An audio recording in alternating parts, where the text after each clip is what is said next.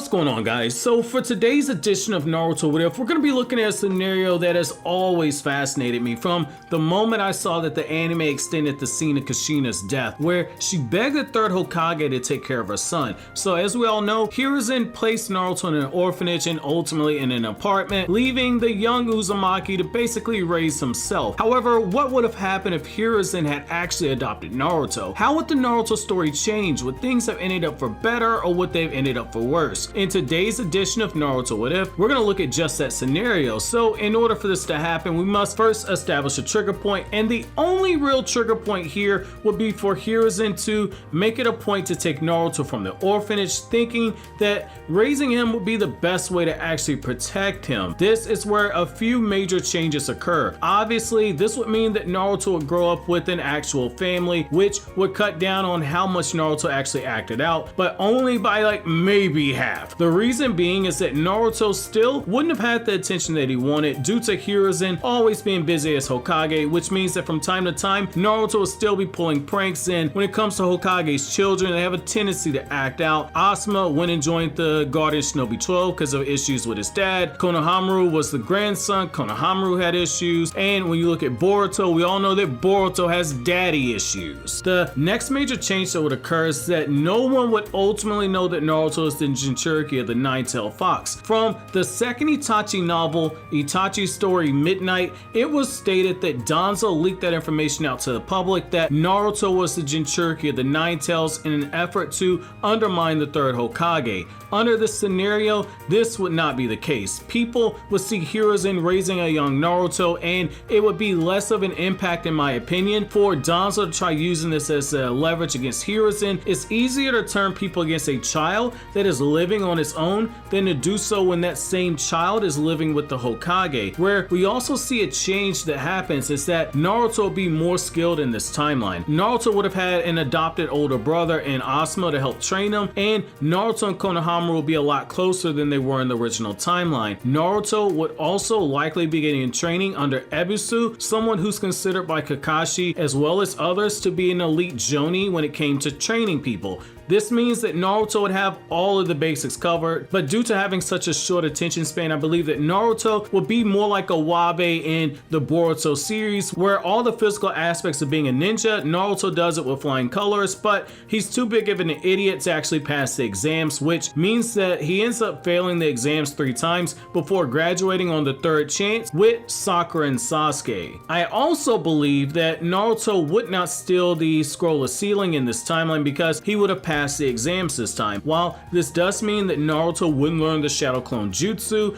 and he wouldn't be spamming Shadow Clones, he would still be more skilled in other areas, and it would make up for him not having the Jutsu. Team 7 still goes on to pass the bell test in my opinion, but we do have a few major changes that occur in the Land of Waves arc, and these are major changes. So when the tree climbing training comes up, it won't just be Sakura who nails the training right away, but instead it'll also be Naruto, since Ebisu would have worked with them on chakra control. This means that Sasuke would be the only one training long hours to master the tree climbing jutsu, but more than likely Sakura is going to be standing right there with him to help Sasuke when it comes to this training. Now this also means that Naruto would never meet Haku until it was time to battle on the battlefield. Naruto would be fighting alongside Sasuke against Haku in that battle, but while this is happening, a darker change would occur here. With Naruto on the bridge, there's no one who's going to be able to prevent Gato's men from killing Inari and his mother, which means that the villagers are never rallied by Inari to come to the Great Naruto Bridge to run Gato off. Sasuke would still unlock his Sharingan in the battle and still end up falling to Haku, which will lead to Naruto entering into his QB Rage moment. This is where our next major change occurs. Naruto would have no hesitation about Haku because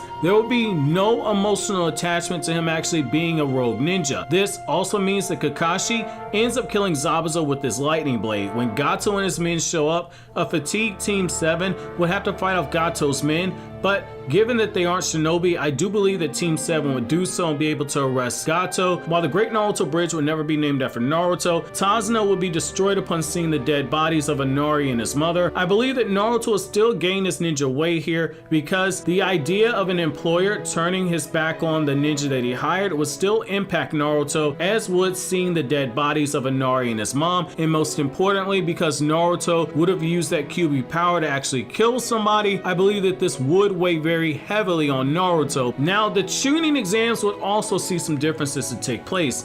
Naruto will still likely fluke his way through the final exam, but during the Forest of Death, I do believe that the additional training would be enough that he wouldn't get swallowed up by Orochimaru's giant snake. This would mean that Orochimaru would have to fight the entire Team 7, with Naruto being the one who takes the lead, because Naruto would have more guts than Sasuke in this scenario, and I do believe that during the course of the battle, Orochimaru would notice the Nine Tails chakra that's leaking out of Naruto, leading to Orochimaru to messing with Minato's sealing formula that's on Naruto's stomach. This would ultimately lead to Sasuke finding the balls to fight Orochimaru afterwards and ultimately getting the curse mark placed on him. The only real changes that we see from here is that Naruto demolishes Kiba in the preliminaries, and Kakashi is going to have a harder time ditching Naruto to train Sasuke, but in my opinion, because Naruto already has a good grasp on the basics, Ebisu would have to train Naruto on something more advanced, but I do believe there is a very strong possibility that Naruto has to revisit the basics in this scenario if Ebisu starts to train him in something else, because of Orochimaru messing with that seal on Naruto's stomach, which means that ultimately Naruto ends up training with Jiraiya, though he would learn the summoning jutsu a lot faster due to Naruto being more skilled and more intelligent in this timeline. This means that Jiraiya would work with Naruto on drawing out more than Nine-Tailed Fox's power, but I do believe that Jiraiya wouldn't go as far as undoing the seal on Naruto due to not being completely familiar with Naruto yet. Naruto put up a much better fight against Neji due to all this training, but the fight would still reach its climax faster due to Naruto not having shadow clones. This would lead to Naruto unleashing more chakra from the Nine Tails against Neji to secure the victory. When Kabuto uses his genjutsu, because Naruto's more skilled, he'd be able to break out the genjutsu right away. The battle with Gaara is basically still the same, though the lack of shadow clones does make this fight a good deal more difficult because Naruto used quite a few shadow clones for diversions during this fight. When Naruto discovers the death of the third Hokage, it's gonna absolutely break him due to Hiruzen being his adopted father. However, I do believe that Jiraiya would still take Naruto with them on the search of Tsunade. Now, this is where a major change occurs. Due to Naruto having been trained in chakra control by Ebisu in the years prior to actually meeting Jiraiya, I believe that Naruto would still learn the Rasengan, only in this case, Naruto will be able to perform the jutsu without using shadow clones. In fact, his proficiency in chakra control, in my opinion, would be good enough that Naruto would have already mastered the jutsu in 3 weeks by the time that they meet Tsunade. Now, this is huge. I believe that after Tsunade asks Naruto, why does Naruto care so much about the Hokage title? Not only will Naruto say that the third Hokage adopted him, but she would then be stunned when Naruto begins to start using the Rasengan, because in that moment, she was thinking of her younger brother and her lover. But after seeing Naruto form the fully formed Rasengan in this timeline, I think that that will be enough to force Tsunade to struggle more with taking Orochimaru's offer of what would happen if he healed her arms. I think that seeing a full Rasengan made by Naruto so soon after seeing Dan and Nawaki in her mind, Tsunade would take a few days to weigh her wishes on her heart against the bright future of Konoha that's embodied by the young boy who reminded her of the men that she loved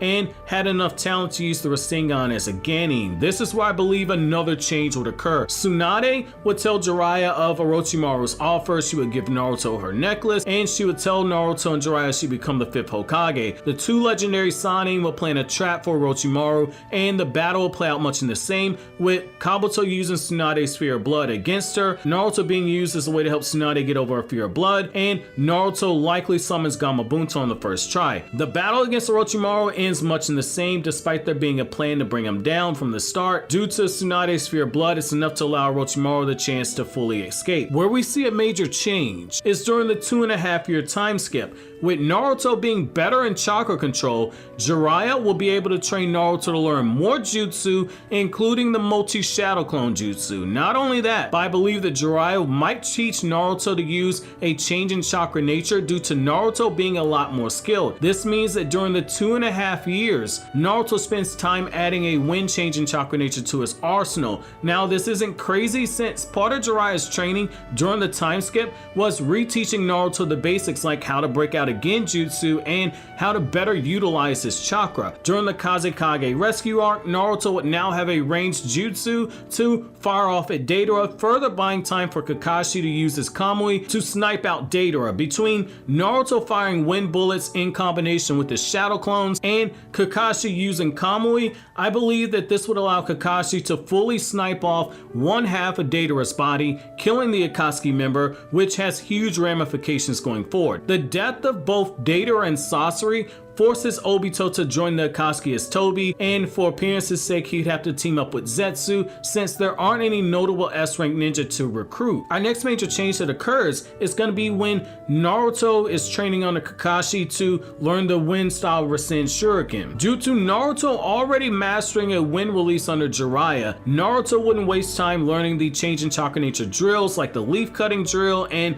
the waterfall splitting drill. He would be able to put more time into making the wind style Rasengan and then eventually the wind release Rasen Shuriken. Not only that, but Naruto would be extremely motivated in this case because in almost 3 years worth of time, he would have lost somebody in the third Hokage who was like a father to him, and he would have lost his adopted brother in Asuma. It's because of this head start that Team 7 would be able to go in time with Kakashi to serve as backup to help Team Asuma fight against Hidan and Kakuzu. Ultimately, I do believe that Hidan and Kakuzu will fall here. Where we have another major change that occurs is the fact that Sasuke absorbs Orochimaru. After this happens, he won't run into Deidara, which means that ultimately Itachi versus Sasuke is going to happen a lot sooner. From here, I don't see any major changes that occur until Naruto has his training to master the Kyuubi. Due to Naruto already having advanced chakra control, I believe that Naruto will learn to control the Kyuubi a lot better, run through the exercises that Killer Bee had him doing in his chakra mode, including making a Biju Dama. This means that when Kisame tries to escape, due to Naruto having better chakra control, Naruto doesn't get his leg stuck and he doesn't mess up his leg when he's chasing Kisame because he's in full control of his power, which ultimately means Kisame's captured a lot sooner before Might Guy can even get involved. Ultimately, I believe that Kisame still kills himself, but I do believe that he doesn't get the intel he tried to get to the Akatsuki. I don't think they ever get it because I think Naruto defeats him handedly, which means that Obito and Kabuto progress into the war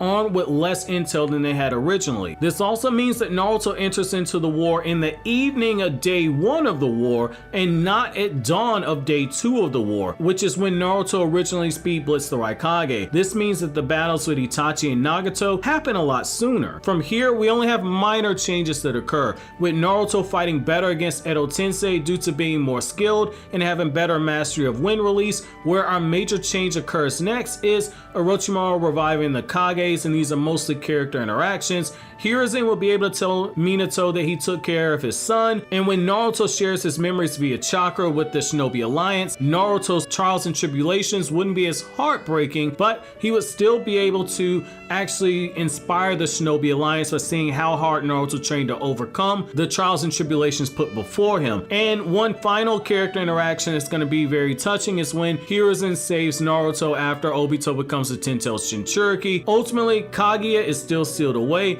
and Naruto defeats Sasuke at the final valley. However, that's gonna be it for this What If. So as you guys can see, most of the major changes occur in the early parts of the Shippuden era, and a good bit of Naruto's life is actually happier because people don't know that Naruto is the 9-tailed Jinchuriki. Naruto isn't struggling as much with his chakra control, but Naruto still has a bit of hardships to deal with because he loses his adopted father in the third Hokage, and then he eventually loses his adopted brother in Asuma Sarutobi. And of course, Naruto loses Jiraiya, so there's been quite a bit of hardships for this version of Naruto. However, let me know what you guys want to see me cover in the future. But as always, guys, if you like anything I had to say, don't forget to comment, rate, subscribe, and share. Thank you so much for watching to the end. Have an awesome day, guys.